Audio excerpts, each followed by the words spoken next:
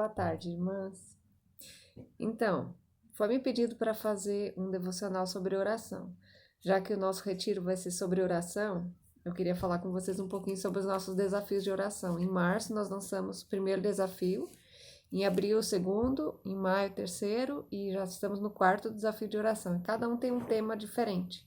Então, cada tema foi colocado, eu coloquei um missionário, normalmente um missionário, alguma pessoa que viveu no passado, mas poucos anos atrás. Dessa vez nós vamos estar fazendo o devocional baseado num personagem bíblico para cada tema, tá bom? Então, atrás de mim era para aparecer, mas não aparece muito bem as árvores lá, tá vendo? Que lá é um pé de manga. Aquele pé não dá nenhuma fruta e já tem outros dois que dão fruta, né? Então, nós pensamos numa árvore, para uma árvore ela dar bons frutos, a gente tem que preparar ela, né?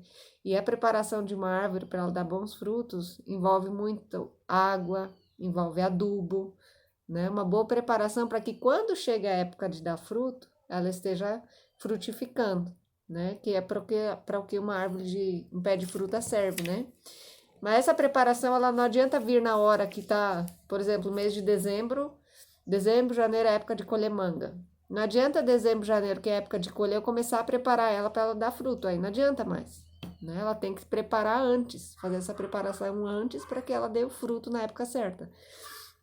Então, pensando nisso, a nossa vida de oração, de comunhão com Deus, ela também, o tempo de oração e de comunhão com Deus que a gente tem, ela nos prepara, é uma preparação para que quando vem os dias difíceis, a gente esteja preparado para dar bons frutos, né? Então, pensando nisso, o nosso primeiro desafio de março foi o desafio da oração sacrificial. E a gente vai pegar um pouquinho do exemplo de Jó. Jó, capítulo 1, versículo 1, fala que Jó ele era um homem. Havia um homem na terra de Uz, cujo nome era Jó. Este homem era íntegro e reto, temia Deus e se desviava do mal. Então, isso era como Jó era, né? Um homem íntegro, reto, ele se desviava do mal, ele temia a Deus. Mas algumas características da vida de Jó que tem a ver com oração sacrificial de Jó, né? Versículo 5 fala assim, que o 4, os filhos dele iam às casas uns dos outros e faziam banquetes, cada um por sua vez, e mandavam convidar as suas 3 irmãs a comerem e beberem com eles. Quando se encerrava o ciclo de banquetes, Jó chamava os seus filhos e os santificava, levantando-se de madrugada e oferecia holocausto segundo o número de todos eles, pois Jó pensava assim, talvez os meus filhos tenham pecado e blasfemado contra Deus em seu coração. Jó fazia isso continuamente. Então, o que isso tem a ver com oração sacrificial? Jó, ele se levantava de madrugada para estar fazendo esses sacrifícios, né? Agora, fazer um sacrifício é muito mais trabalhoso naquela época do que a gente orar, né? Envolvia pegar um animal, né? Sacrificar aquele animal, fazer o altar, era muito mais sacrificial, né? E ele tinha 10 filhos, né? Então não era pouca coisa. Ele se levantava de madrugada, então ele se esforçava, era um sacrifício, se levantava de madrugada para estar fazendo aquele trabalho realmente como um sacrifício a Deus, realmente, né? Então, a nossa oração sacrificial, baseada na vida de Jó, ela nos ensina que a vida piedosa e esforçada com Deus, que Jó tinha, deu forças para ele na dificuldade. Quando veio o dia da dificuldade, ele teve força para ter a atitude certa. Porque a dificuldade, ela vai vir. Jesus falou que nós passaríamos por dias de trevas e que seriam muitos, né? Mas ele estaria conosco em todos esses dias. E eu sempre falo, não importa o que acontece, importa o que a gente faz com o que acontece. A atitude que a gente tem nas horas difíceis, né? Então, como uma árvore precisa ser adubada e preparada com água e adubo para que ela possa frutificar na época certa, na época que é a época dela dar fruto, assim é a nossa vida. A gente tem que se preparar em oração, em comunhão com Deus, porque nós somos fracos, né? Não é que a gente precisa orar e ter comunhão com Deus porque Deus precisa disso. Não, é eu que preciso. Sou eu que preciso me fortalecer, eu que preciso buscar comunhão com Deus para que eu possa estar forte, me fortalecendo, para que quando vier o dia da dificuldade, eu não venha ficar desesperada, né? Eu não venha a ficar revoltada, coisa assim, né? Ou cair em depressão, desmoronar, coisa assim, não. Deus, ele quer que eu tenha a atitude certa na hora da dificuldade, E é por isso que a gente busca essa força antes, né? Então, olha Jó capítulo 1, versículo 20 e 22. Depois que Jó perdeu tudo que ele tinha, especialmente os filhos, que é o que mais, com certeza, doeu mais no coração dele, perdeu os filhos, né? Os filhos morreram. Então fala assim: então Jó se levantou, rasgou o seu manto, rapou a cabeça, prostrou-se em terra e adorou, e disse: nu saí do ventre de minha mãe, nu voltarei.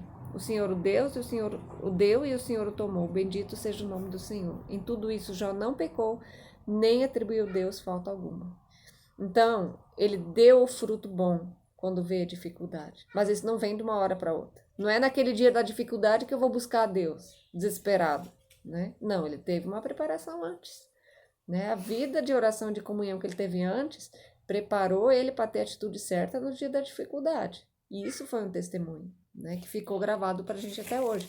Exemplo para os dias de hoje, né? Disso daí, tragédias.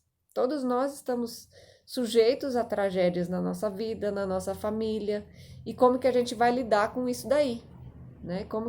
Que atitude que a gente vai ter nas horas de uma dificuldade, na hora de uma tragédia familiar, né? Na provação, na dificuldade, que a oração sacrificial mostra os seus frutos.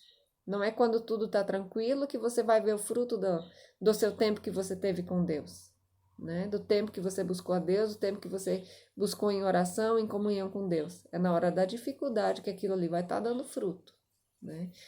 Então, essa é a nossa primeira oração sacrificial baseada na vida de Jó. Agora, a oração confiante, que foi o segundo desafio que a gente fez, nós vamos baseá-la na vida de Abraão. Por que Abraão? Abraão foi chamado de pai da fé. Por que ele foi chamado de pai da fé? Porque ele teve um filho que foi o fruto de uma promessa, que ele já estava idoso e Deus prometeu um filho para ele e ele confiou que Deus iria dar, né? E essa promessa que Deus deu para Abraão, Deus cumpriu. E ele foi chamado de pai da fé, não só porque ele esperou o nascimento de Isaac e confiou que Deus iria dar o filho para ele, mas é porque chegou um ponto em Gênesis capítulo 22 que Deus mandou sacrificar Isaac. Se você quiser abrir, você pode abrir depois, né? Que Deus mandou sacrificar Isaac. Mas a Bíblia fala também que quando ele estava indo com os servos que ele tinha levado junto, agora não. Quando ele estava indo com os servos para levar ele para sacrificar ele no monte, aí ele falou: não, Deus vai trazer esse meu filho de volta, né? Eu vou descer, eu vou voltar, nós vamos subir, oferecer o sacrifício, eu e Isaac, nós vamos voltar de novo para vocês. Foi o que ele falou para os servos dele, né? Então ele estava confiando ali que Deus iria fazer alguma coisa. Para lá, Liz.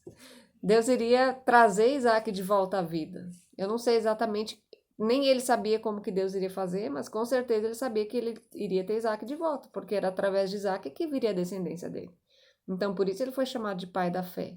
Ele estava disposto a sacrificar o próprio filho, sabendo que aquilo ali seria o fruto da descendência dele que Deus prometeu, mas ele sabia que Deus tinha um plano para a vida dele e para a vida de Isaac, né? Então ele foi chamado de pai da fé por causa disso.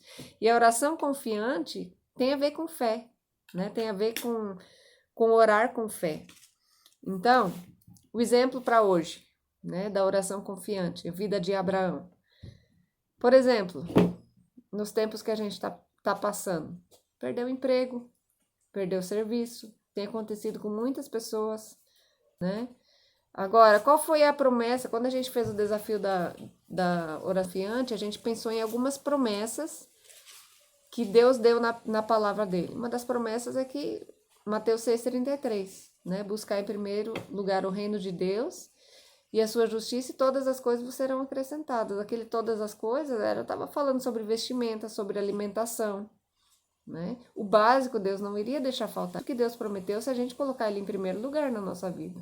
Então essa é uma promessa de Deus, né? A gente pode pedir esse cumprimento dessa promessa quando vem a dificuldade, né? Mas a oração confiante, você exercitando a oração confiante e confiando nas promessas de Deus e procurando conhecer também as promessas de Deus. Não adianta eu sempre falo, fé não é pensamento positivo, né? De você confiar numa coisa que Deus não prometeu. Né? Deus não prometeu que você ia ter sempre saúde.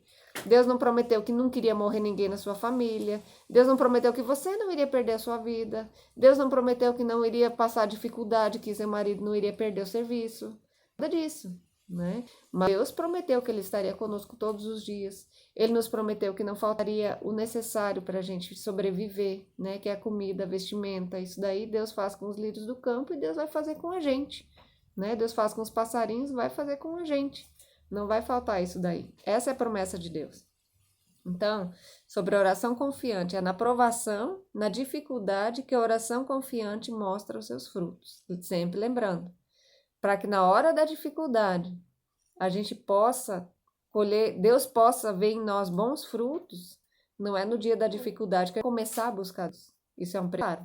Igual a árvore, você tem que adubar antes, você tem que preparar a árvore antes, né? Eu vou gravar mais os próximos 2 num outro vídeo.